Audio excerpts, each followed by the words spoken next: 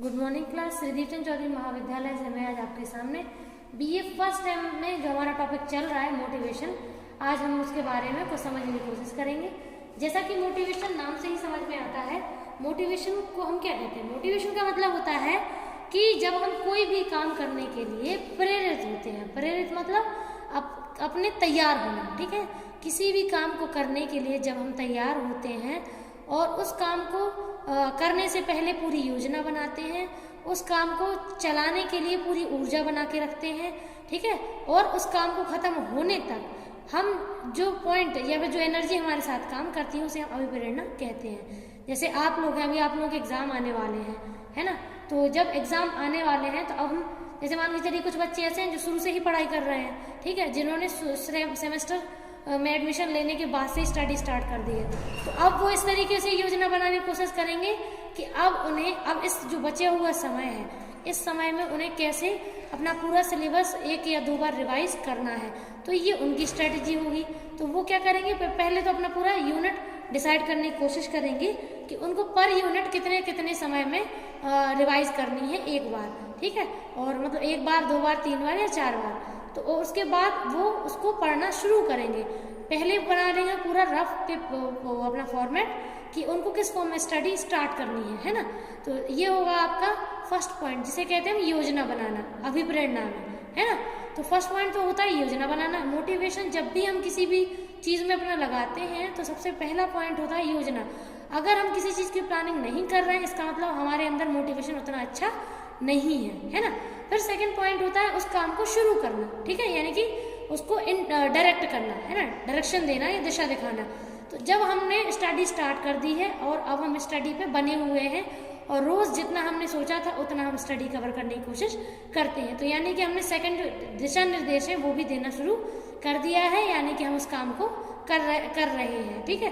मतलब हमारा जो सेकंड पॉइंट है वो जुड़ जाता है। थर्ड होता है उस काम को ख़त्म करना, ठीक है। जब तक आपके एग्ज़ाम शुरू होंगे उसके पहले आप अपना पूरा रिवाइज जो है वो 2 से 3 बार कर लेंगे।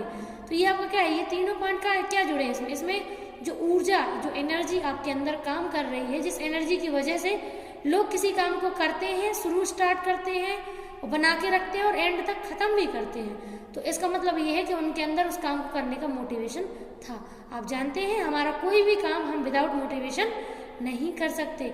जब तक मोटिवेशन हमारे अंदर नहीं होगा तब तक हम कोई काम ना तो शुरू करेंगे ना ख़त्म करेंगे, ठीक है। तो आप जानते हैं जैसे मान लीजिए अगर आपको फैन ऑफ करने तक के लिए ऑन करना चाहते हैं, हवा चाहिए आपको, गर्मी लग रही है मान लीजिए या सर्दी लग रही है, बंद करना है, तो भी आपको इतने के लिए भी मोटिवेशन यूज़ होता है। आपको अपने बेड से उतर के उस फैन के जो स्विच है उस तक जाना पड़ेगा। तो बेटा ये जो हुआ है ना, ये इसका मतलब है कि आपके अंदर मोटिवेशन था, ठीक है। तो ये आपका मोटिवेशन। इसके बाद अगर हम बात करें मोटिवेशन की, तो इसमें अपन लोग जो बात करते हैं डेफिनेशन के अकॉर्डिंग, तो वैसे तो मोटिवेशन में कई लोगों ने काम किया है, कई लोगों ने अपने अपने अकॉर्डिंग डेफिनेशन दी भी है। लेकिन अगर हम लोग कुछ मेन लोगों की डेफिनेशन पढ़ना चाहें तो हम लोग सबसे पहले सिगमंड फ्रॉइड की भी दे सकते हैं, प्लेटो की भी दे सकते हैं। जैसे प्लेटो था, ठीक है, तो प्लेटो अरिस्टोटल भी हैं, ठीक है, और अपन के मैकडूगल भी हैं, ठीक है। और जो अपन के फादर ऑफ साइकोलॉजी माने जाते हैं ना, नहीं father of genes, father of biology या फिर जेनेटिक की, तो उसके फादर जो हैं, ठीक है, तो उनकी भी स्टडी अपन लोग इसमें देख सकते हैं, क्योंकि उन्होंने भी मोटिवेशन को बायोलॉजिकली डिफाइन करने की कोशिश की है, ठीक है। हाँ, तो इसमें देखो अगर अपन लोग मैकडूगल की डेफिनेशन देखना चाहें तो मैकडूगल का कहना था कि जो ऊर्जा हमारे कार्य में कंटिन्यू बनी रहती है लगातार, और उसी ऊर्जा की वजह से हम अपने कार्य को सुचारू रूप से खत्म कर पाते हैं, यानी कि हमें मोटिवेशन है, ठीक है। और सिगमंड फ्रॉइड ने भी ऐसे 18 से 20 इंस्टिंक्ट बताई थी। इंस्टिंक्ट मतलब होता है अंतर्नोद। अंतर्नोद का मतलब होता है, इंस्टिंक्ट का मतलब जो चीज़ें आपकी बॉडी में या आपके मस्तिष्क में बायोलॉजिकली फिक्स हैं, मतलब जिसे आपने तैयार नहीं किया है, लर्न नहीं किया है, जो पहले से ही जेनेटिकली ही आपकी ब्रेन में वो फंक्शनिंग जो है वो पहले से ही तैयार है, फिक्स है, आप केवल उसको आगे बढ़ाते हैं, कार्य करते हैं। तो इसका मतलब ये है कि आपने जो मोटिवेशन है आपके अंदर है, लेकिन ये कैसा होता है, जेनेटिकली। तो इन्होंने बहुत सारी ऐसी इंस्टिंक्ट बताई हैं जो काम करती हैं किसमें, वो इंस्टिंक्ट काम करती है हमारा एक तरीके से किसी भी कार्य को करने में। जैसे मान लीजिए अगर माँ और बच्चे का जो रिलेशनशिप है वो आपको कोई सिखाता तो है नहीं, है ना।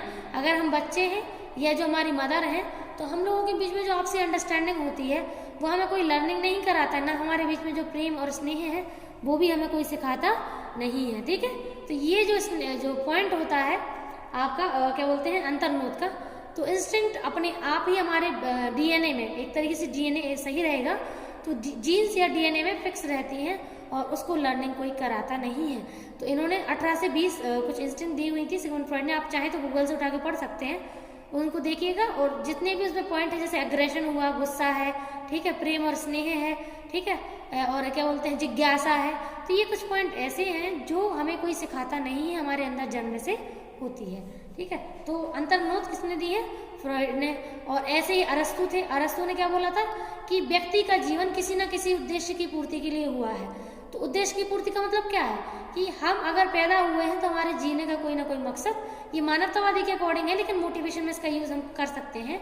क्योंकि जब भी हम जैसे मान के चलिए अगर हम लोग डेली लाइफ में जितने भी काम करते हैं हर काम के पीछे मोटिवेशन काम करता है, ऐसा कोई भी काम नहीं होगा जिसमें मोटिवेशन काम ना करे, ऐसा कभी होता ही नहीं है, ठीक है। तो ये जो है मोटिवेशन वो अकॉर्डिंग टू एरिस्टोटल वो इन्होंने कहा है कि हमारे जीवन का कोई ना कोई उद्देश्य जरूर है, ठीक है।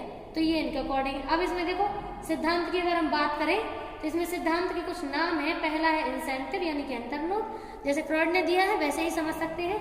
सेकेंड है हमारा नीड यानी कि आवश्यकता। थर्ड है ड्राइव यानी कि प्रणोद, और चौथा है इंसेंटिव यानी कि प्रोत्साहन, ठीक है। तो ये कुछ पॉइंट हैं जिनकी थ्योरीज जो है आपको इनकी थ्योरी समझनी पड़ेगी आपकी बेसिक नॉलेज और आपके एग्जाम्स की प्रिपरेशन के लिए, ठीक है। Thank you.